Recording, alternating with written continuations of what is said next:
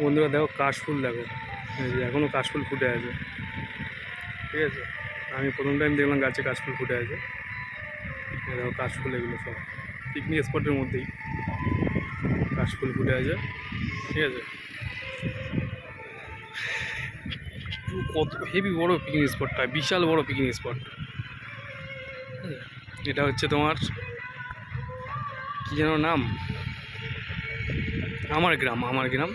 ওই যে আমরা আমরা চারজন আছি, আগে যাচ্ছে সামনে। এই দেখো কত সুন্দর স্পট, জায়গাটা হেভি সুন্দর জায়গা। ঠিক আছে, মোটামুটি আনন্দ পাবে এখানে আসলে।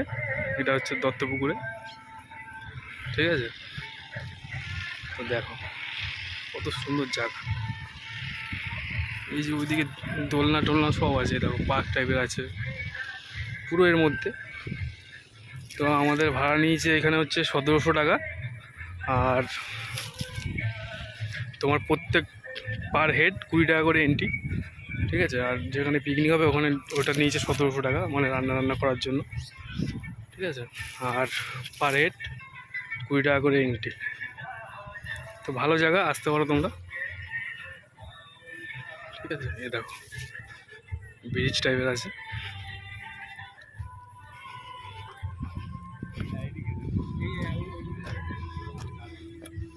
এই তো এদিকে তাকাও, এদিকে তাকাও, চলছে ভিডিও চল রা।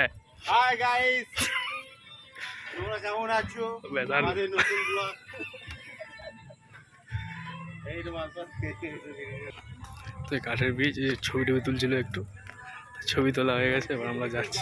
ঠিক আছে, দেখো যে দোলনা টোলনা আছে এসব, এই দোলনা টোলনা সব আছে এদিকে। ঠিক আছে, দেখো বসার জায়গা মোটামুটি পুরো বিশাল বড়, 70 একর জমির উপরে, মানে 70 বিঘা।